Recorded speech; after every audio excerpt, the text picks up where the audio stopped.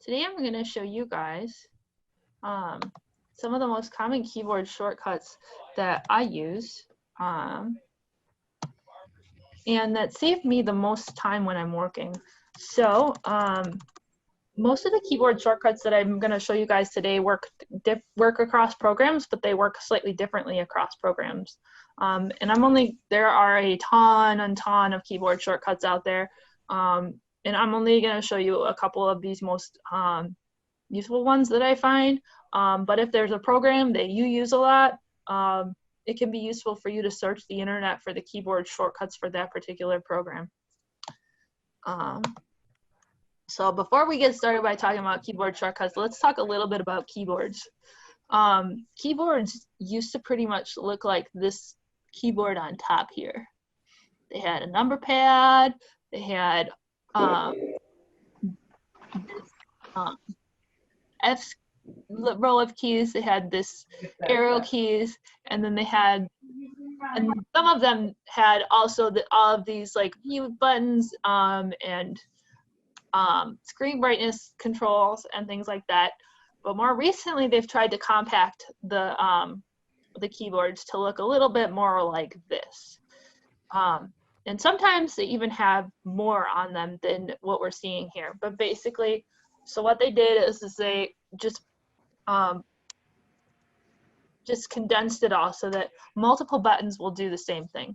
So if you'll notice on both of these keyboards here, you're going to have like the 2, and then there's going to be an @ symbol, right?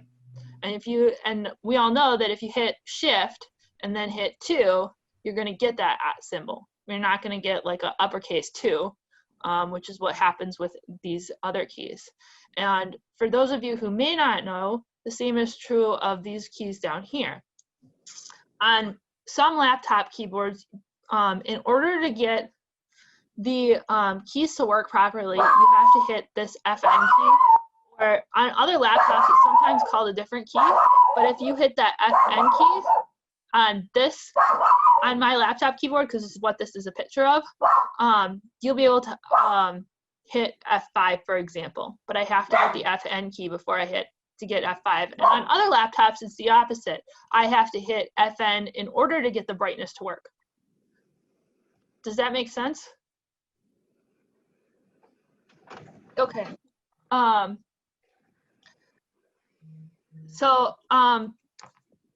You want to take a look at your keyboard, because some of the keys that are used in keyboard shortcuts are some of these lesser used keys that we don't really think too much about. And this is the same with Macs, and you may want to take a look real quick here and see the same thing here, that that's the same true of Macs as well. Before we go too much farther, how many of you guys have Windows? Can you like raise your hand? Okay, great. And how many of you? Go ahead. How many have Macs? Okay, I think everybody on here today has Windows, Michelle. It looks like Mary Jo may have a Mac, it looks like. No, I'm using the Windows right now. Okay. So. Then I'm gonna heavily focus on the Windows, but I do have the Mac shortcuts on here as well, so you guys will be able to see those. There's a couple of, and before we move on to some real keyboard shortcuts, so there's a couple of buttons that I want to note on these keyboards that make things work that you normally never have to press. So you know how sometimes you're typing, and then all of a sudden what you're typing is deleting what you typed earlier. So if I type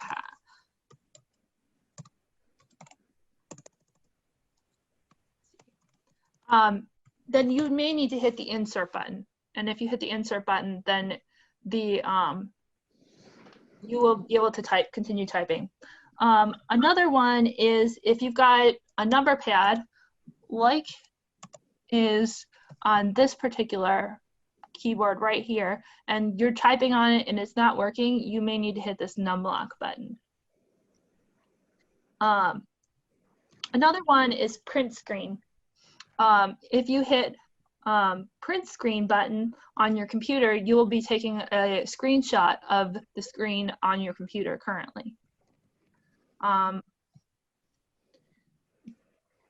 That's on a Windows computer. On a Mac computer, you have to hit Shift Command 3. And I'll explain how that works in a minute, but I use that a lot, that particular keyboard shortcut a lot, the print screen shortcut, when I'm in a virtual presentation and I want to look over the slides later. Another one that I briefly want to mention is caps lock. I think everybody knows what caps lock does. Nowadays, a lot of computers will let you know when you have caps lock on. But if your password isn't working, it can always be a good idea to hit caps lock, and you can't see what you're typing. It can always be a good idea to hit caps lock and just make sure it's not on when you're typing. Another thing that I want to go over real quick is how to navigate your computer with your keyboard. I find this to be a lot easier and faster than swapping over to a mouse. So when you don't have a mouse that you can see, the first thing you want to do is figure out where your cursor is. When you're in Microsoft Word or word processing, it's pretty easy to see my cursor moving down the screen. And actually, let's do this. So you can see what I'm doing on my keyboard, because I'm doing this all with my keyboard right now. You can't see that really. But I'm using the arrow keys to move around, and I can use the page down button and page up button to navigate this as well. If you're not in word processing, you can still move yourself around, but it's harder to see where you are. You have to start basically trying to move yourself around in order to see where you are. So the way to do that is typically by hitting the arrow keys. And if those don't work, you can also hit the tab key. When you're hitting the tab key, that'll take you from fillable box to fillable box a lot. And so when I'm logging into my computer, I might use the mouse to get me to the first, to where I put my my login sign in. But then I'll hit the tab key so that I can get to the password and don't have to use the mouse to get to the box. And then I may use the tab key again to get to the enter screen. Otherwise, you can sometimes just hit enter and it will work as well. But sometimes that just takes you to the remember my password for later box, which is why I usually will hit tab key until the it's selected, what I want is selected.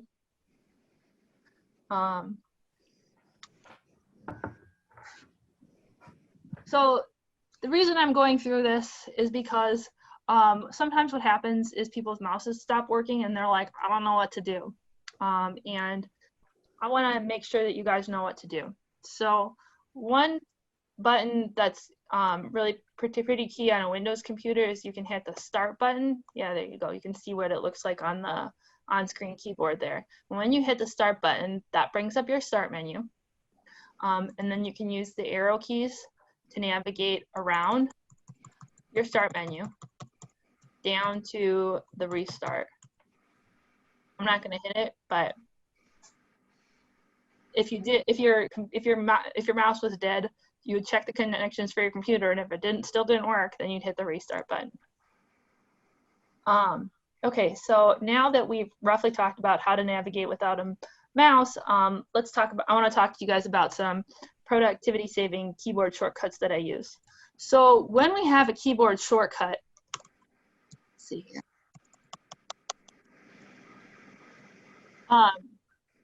You'll often find a combination of keys. Let's see. I'm gonna look at this saving Control S here because this is, I think, the keyboard shortcut that I most use, or I most think I need to know and that everybody needs to know. And this is how you save. On a Windows computer, you'll hit Control and you'll hold down Control, and as you're holding down Control, you'll hit S. Sometimes, and you can see that came up right there, and it's asking me if I want to save all my slides, and I don't. Oftentimes, it'll tell you you need to hit, on a keyboard shortcut, you need to hit all buttons at the same time. And I'm like, that's impossible for me. I don't have that kind of hand-eye coordination. So what you do instead is you need to hit them in a good order in order to work. So if I hit S right now, it thinks I'm trying to type. I'm not trying to type.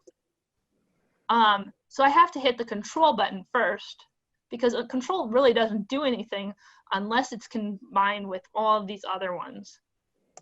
And same is true of Shift or Alt or Command or Command, I would say. So those would be the ones that you would hit first. And it doesn't really, or FN also doesn't do too much without another key. If you hit the other one first, you're gonna find that your shortcut doesn't really work. So that is how you do shortcut. That's how you would use a shortcut. Does that make sense? Yes. So you're saying, everyone seems to be nodding, so it sounds like you're saying you have to hit the command or the control first in order, plus the letter, in order for it to take the command. Yeah, because if you hit the S first and then you hit the control, here, I'm gonna just demonstrate this on my computer. It didn't, that box didn't come up. And that's because I hit it in the wrong order.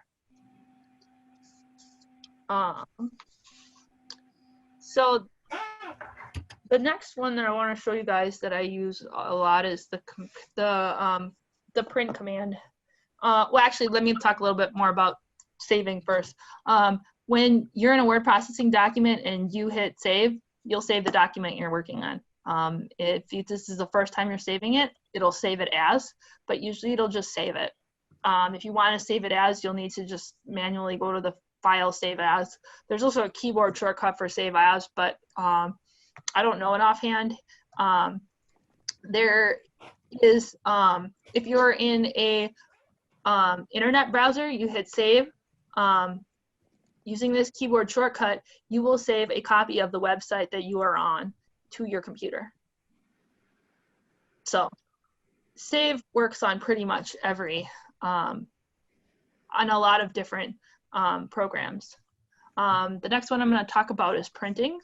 The keyboard shortcut for this is Control P or Command P. Let me move this so you guys can see the Mac keyboard there. And what this does is this allows you to print whatever it is you're looking at. If you're in a Word document, it will print whatever it is you're working on. And if you're in an internet browser, it'll print whatever it is you've got. This is a command that I sometimes use when I can't find where's the file menu. Like, how do you print in a browser? There used to be like a file, and then you would hit print, and a lot of those browsers have like made it so you can't see that anymore. So this is what I use to navigate around programs that I don't know very well as well.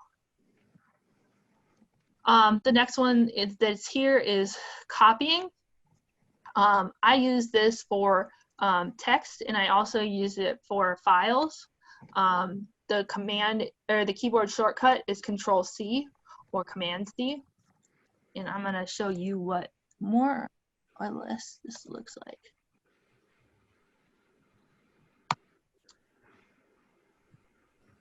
So if I copy that, the next one is, the next one here is pasting, Control V or Command V. Then I can just hit Control V, and you can see there's a copy right there because I copied it.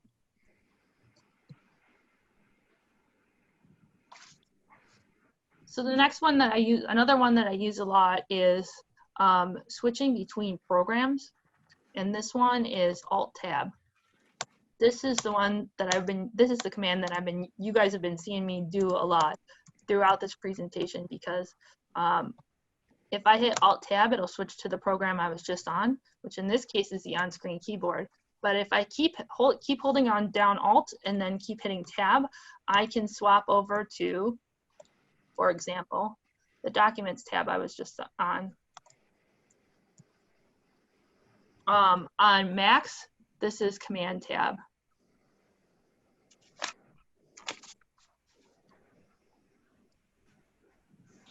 In the browser, if you want to switch between tabs in your internet browser, you can hit Control Page Down, and that'll swap you to a different tab, to the next tab in the area.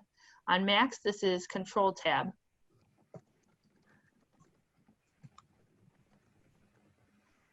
To close the program, you'll hit Alt F4. So in this case, on my computer, because I have that FN key, I have to hit that Alt FN F4, and that closes the program that you're in. The one thing to be aware of with this is that you need to know what program you're actually in, because if the on-screen keyboard is the one that I hit right now, and I'm gonna do it just so you guys can see. On-screen keyboard disappeared, not my PowerPoint presentation. So you do have to be careful about what program you're in when you're doing this.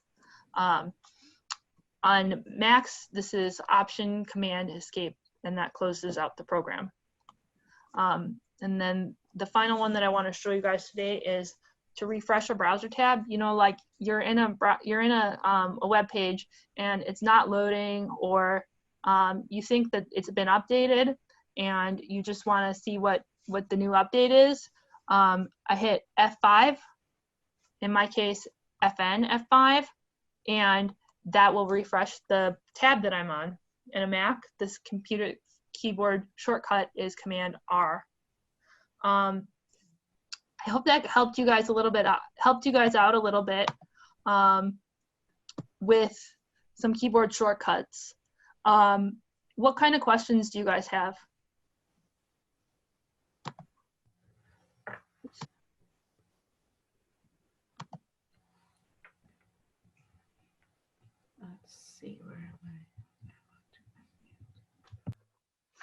I'm not seeing any right now. I guess the important thing to take away is make sure that you're familiarized with your keyboard.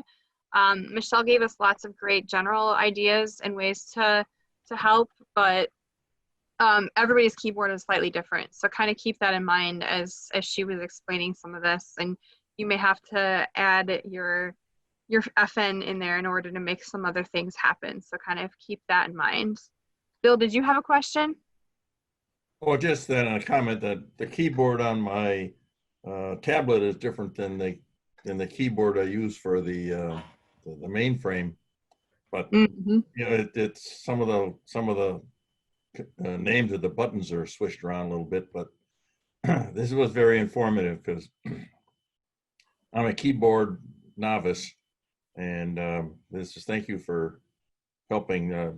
Somewhere along the line, I got to remember to Control P, Control C, Control S, Control this. But it'll get there. I got to play around with it.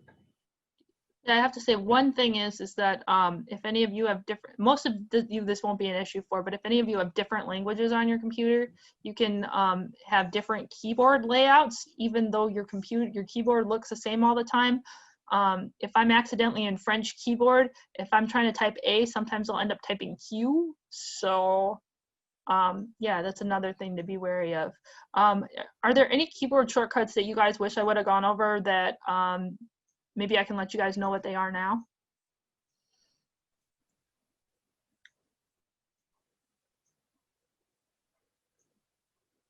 Okay. Do you guys have any others that you use on a regular basis?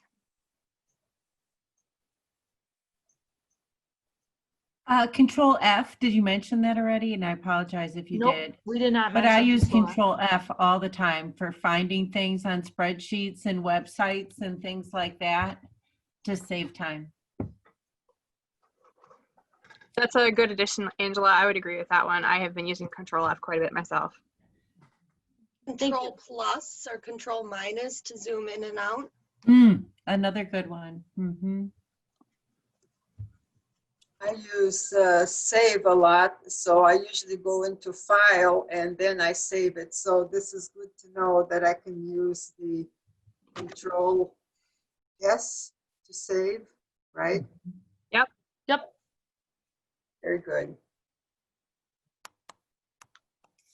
Yeah, there's Thank you usually guys so much. keyboard clicks, or there's usually mouse clicks for every single one of these keyboard shortcuts as well, but I just wanted to go over the keyboard shortcuts for these today. Okay, let's move on to eTools. So Amanda is going to be presenting on this for us. Amanda is our Director of Operations at TechLab, and she has been an employee of TechLab since 2013. She got her Master's of Education in Instructional Technology, which means that she is especially suited to give our presentation on eTools for business and education today. For TechLab, Amanda does business development, sales, and marketing. Would you like to, are you ready to share your expertise with us today, Amanda? I am. So, all right. So I have my PowerPoint here up. All right. Michelle, are you seeing that? Yes. Okay, perfect. All right. So as Michelle said, today we're going to talk about eTools for business and education. So a lot of us are doing video conferencing right now, and we're currently on Zoom, and I assume many of you know how to use it and have questions. Bill mentioned one today, so thank you for that. Other options that are out there in case you're just looking for alternatives. There's Google Meet. Microsoft has their own video conferencing tool called Microsoft Teams. It also has an instant messaging thing that I'll mention. There's also GoToMeeting, Uber Conference, Free Conference, Join.me, and BlueJeans. So all of those are video conferencing tools that you can use. You may have heard of them, you may not have heard of them. I guess I'm going to add one other asterisk to my presentation as well. Nothing that I have here is like fully comprehensive because there's so many tools available that are out there. I bet you there's more tools for video conferencing, but these are some big and popular ones. Many of them are free, but not all of them, or have a free aspect.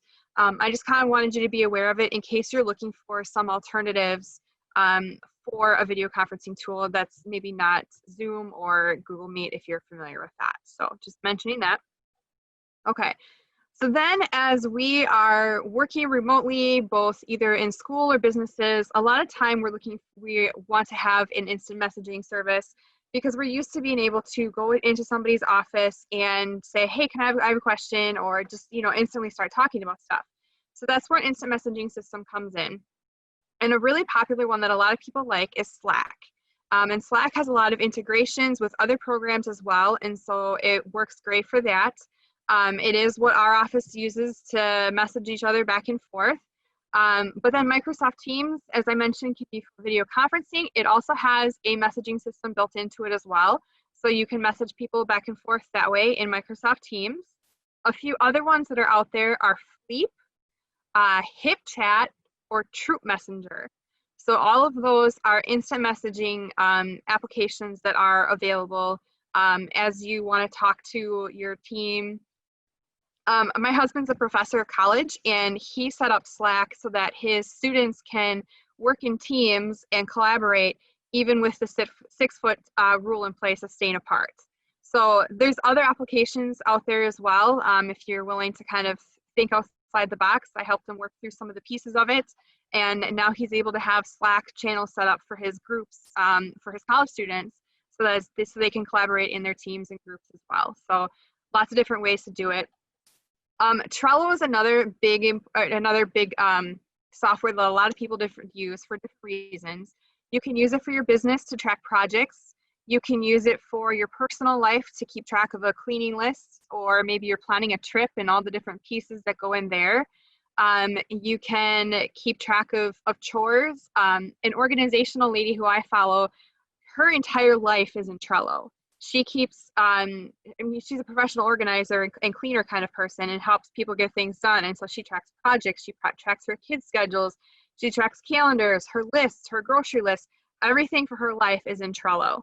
And so it's got a lot of like cards and features, and it's very customizable. And I said you can use it for work, school, personal life, any of that. Again, project management tools, especially as people are working remotely.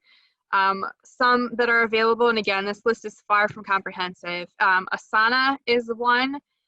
ClickUp, Todoist would be another one. Basecamp is another popular one.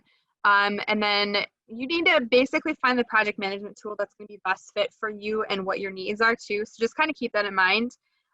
For our team, I did a lot of research ahead of time on what our needs were and what we were looking for. And then that helps weed out a lot that are out there as well. So just kind of keep that in mind as you're looking at this. Okay, so now you're used to being in the office or being in the classroom and having a whiteboard. Uh-oh, there's no whiteboard behind me anymore. What do I do now? So what you can do is there's virtual whiteboards available. These are the top 5 that I would suggest, but there are many more out there. Again, it's going to depend on what your needs are. Miro is a popular one, and it can be great for brainstorming or giving formal presentations.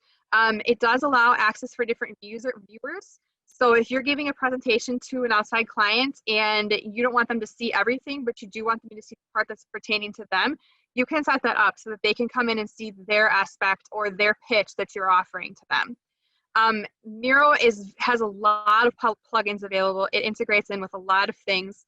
So if you're looking for something along those lines, Miro would be great. It is available both on the web, on Mac machines, for Windows, on Android phones, and on iOS phones. So it's very accessible and applicable for a lot of situations. Another one would be Limu. Again, this one is available on the web or on Android phones and iOS phones. And it's honestly going to give you a very realistic whiteboard experience because you can like write by hand. If you have a tablet, you can use that to like draw with, or if you have a pen, you can do that. There is user permissions available, and there's a chat feature built into it. And it is very realistic. Like the one piece I said, it's like smelling the markers themselves. That's how it would work. Then Stormboard is web-based only, and it's an interactive sticky note style. It also has text chatting available, and you can assign tasks within it. And then there's also a voting feature. So if everybody's kind of writing down ideas in a big brainstorm session, and you want people to kind of vote on the top whatever, you have that available. Every person gets like 10 votes at least. Again, Stormboard has a lot of integrations that you can plug it into. I believe it goes into Slack and several other things. Another one would be Sketchboard. Sketchboard is web related as well. And if you're more of a symbol and icon person, Sketchboard would be great for you. It does have user permissions and tags. So if you're creating things and you want to like tag boards and explain things that way, that's kind of how Sketchboard works and flows that way. Another one is Concept Board. Again, it's web-based, and it's great for large, complex projects like when you're storyboarding something, or when you're creating revisions, or you're drawing pieces or designing any of that. That would be great for Concept Board. It does include a chat feature, and again, you can assign tasks to individuals within Concept Board as well. A side note for all of these is all of them have a free component to it, where you can have maybe a limited use for free, and then there's always paid features and additions that you can do as well if you would like to go that way, and depending on the size of your team and the needs that you have. But all of these have at least a free thing to start with. Okay, then online polling. So you're giving a presentation and you want interaction, or you're having a team meeting and you're looking for interaction. So where could you go for that? Poll Everywhere is a great place to start. And the cool thing, I just attended at the end of August a seminar, and I could use my cell phone to text in answers for the presenter's quiz. They said, here's the information, text this number, and you could text in your answer. Or you could go on the website that she gave, and you could, click on the button and do it that way too. So you can use answers both with your cell phone or in a browser. And so that's a great thing. And then the answers popped right up on her screen. So she had it built in too, that we could see how people responded and what the answers were. Another one is Socrative. That is great for, again, doing polls. In education, there's this piece called exit tickets. Basically, as people leave the room, a teacher can ask a question or kind of wrap things up. Giving quizzes. So if you have a quiz that you want to give to people, even in a business or setting world, Socrative could be great with that. And your questions are going to give you instant feedback. Another one, especially if you don't really want to make things on the fly, but you want to deliberately think about your questions, Google Forms is great for polls as well. So you can create your questions ahead of time, or your quiz, like you can also turn it into a quiz, and then you can see the live data as people give their feedback. So a lot of schools are using Google Forms. Businesses use forms to collect data or create surveys about customers, or churches are using it. When should they hold their services to meet everyone's needs? When should they hold their classes? So any of those can work out great. If you're more of a game person, Kahoot is a great polling feature that also turns it into a game. They have these interactive presentations. You can build your presentation within their system, or you can take your presentation and input it into Kahoot and then turn it into a game. So Kahoot is great for that. Zoom also, if you're the host of Zoom, you can pre-create a poll ahead of time, and you're only allowed to have one poll, but you can have a poll, and then people have to instantly answer it, like it's sitting there in their face on the screen of what they have to be able to answer. So Zoom does have a poll that's built in. If you're the host, you can set it up ahead of time and you can activate it. So if you want to ask a question at the end or whatever, or in the middle, whatever, you're welcome to do that. And then another one is called Mentimeter. And Mentimeter has 13 different question types built into it, word clouds. And word clouds would be the example of, like, everybody would type in, like if I asked what everybody's title is, everybody would respond, and all of our titles would show graphic on the screen. And the more responses that everybody has, like say everyone, maybe manager would be a common one. And so that would get bigger as more people enter the word manager. You can also make presentations within Mentimeter. If you do have a free account with Mentimeter, you are limited to 2 questions and 5 quiz questions. But in general, let's see, Poll Everywhere does have a free piece to it, and it's pretty much free. Socrative has some free components, maybe not necessarily for business, but it does have free components definitely for education. Google Forms is free as long as you have an account, and that's even just a personal account. You can make a Google form. Kahoot has some free and some paid. Zoom, as long as you have an account, I believe that you can use it, but obviously we know that Zoom does have a paid feature as well. And then Mentimeter, I think there is a free account, and then you can upgrade it as well. Okay. But wait, there's more. So if you're looking for something to help you with time tracking, Time Doctor is one suggestion. It can help you with time tracking and productivity in general. Another common one is Toggle. That is an online timer with a sheet calculator. So that's a fun one to use too. If you're looking to keep track of things that you've done or that your team has done, you can use a program called I Done This, and it documents your daily achievements, and it notes what your team has done as well. And so like your team could all add in their information, and then it provides email reports to that as well. So if you're looking for ways to stay on top of your team, that could be a great product to use. Crisp is a software piece that mutes the background noise in conference calls. So that can be especially important as more people are home, both with work and school. And yeah, you would install it, and then your background noise becomes muted, especially as you're on these video and conference calls. If you're looking to take a screenshot, but you want it to be more of a video, Loom is great for that as well. Padlet is very versatile. And you can create a timeline, you can have a canvas, you can make a map, a grid, a back channel, which is like a area that you can like discuss other things. So it's very versatile, and a lot of different options to use it that way as well. A lot of these I've talked about how there's a lot of plugins and integrations, and you can use Zapier is a way that you can make things in. So if you want to like make things automated, you can use Zaps and within Zapier to do that. And then another one I found was called Chimp or Champ, and that is a team morale meter. And so your team could enter in once a week, and they can basically tell you if things are good or bad and what they're thinking, and it's anonymous, and it provides reports that way as well. So you don't know what people are thinking, but they can honestly tell you what they're thinking in a safe environment. Okay. So then just additional things to note is that Affinity has products out there that are very similar to Adobe.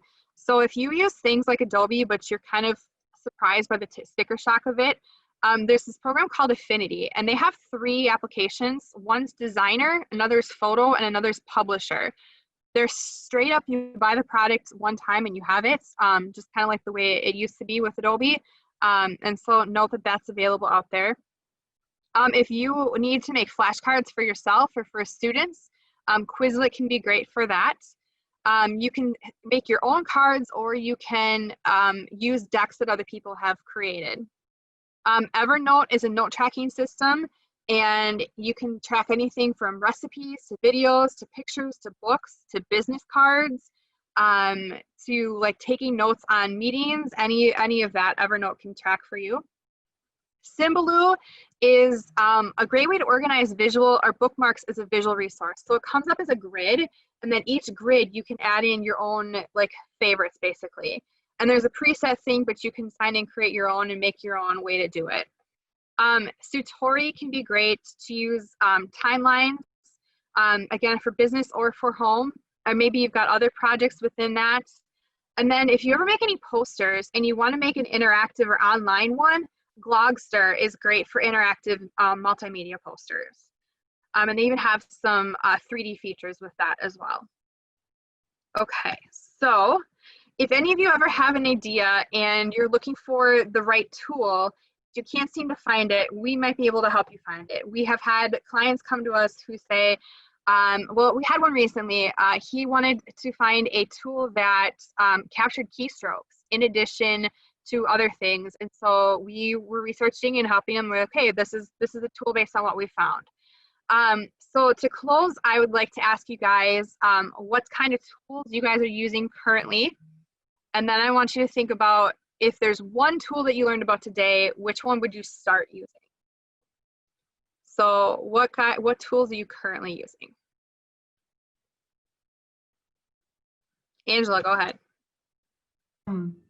I use Canva quite a bit for social media posts and things like that, or if I just need a quick piece of eye-catching material. Mm-hmm. The other thing I use for my videos is Ripple, and it seems to do a nice job of taking still photos and then kind of telling a story through a short video. Okay. I would be curious to find out, because each one of these has like a free version or a trial period. Do you have like your top 5 favorites that are either like a robust free version or that are low cost for small businesses? Because I know a lot of times the little fees add up if I keep signing up for things.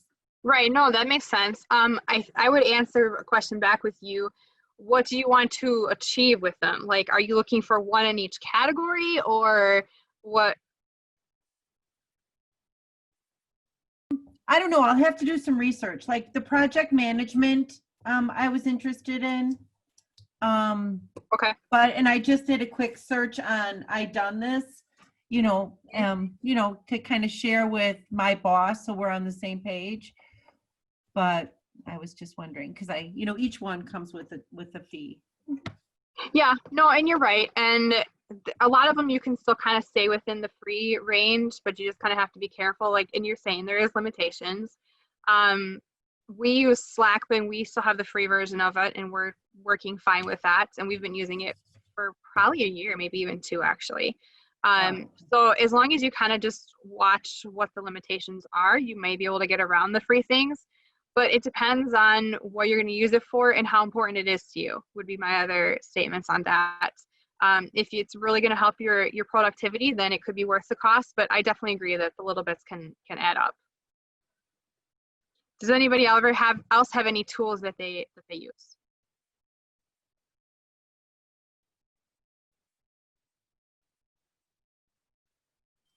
It's all brand new to me, and I'll have to look into them. So, Okay, great.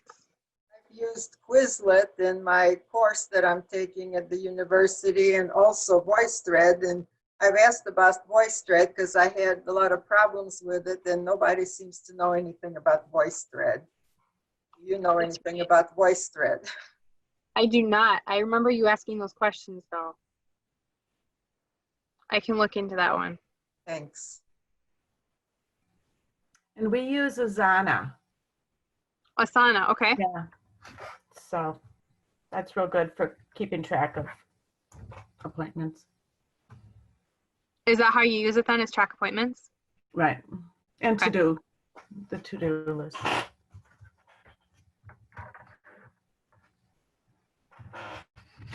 So is there a tool that you guys learned today that you want to take with you? Angela kind of mentioned the I done this. And the Slack and Trello I need to look into too, because I keep hearing those terms over and over again. So clearly there's something there that I need to get familiar with. Makes sense. They're very popular. You're correct. yes, I'll take a look into Trello. Trello, okay. I like that affinity. Oh, for the publisher information? Yeah. And symbol, what is that? Symbaloo? Symbaloo? Yeah, let me go back. Symbaloo. Organize the bookmarks, yeah. Yep. Especially if you're a visual person, that would be awesome for that. Okay.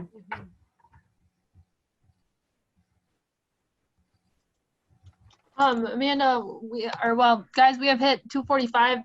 We're happy to answer more questions and continue and talk. But if anybody needs to jump off, please feel free. Okay, where was Glogster? Thanks for sharing in the chat, Sheila. That Loom is awesome and that Glogster sounds cool. We appreciate saying that. And Christina said that Symbaloo looks awesome as well, and she'll look into that. Mm-hmm. So thank you guys for your feedback. Angela, I guess go I ahead. have a quick question. I do outdoor lighting and it's very visual.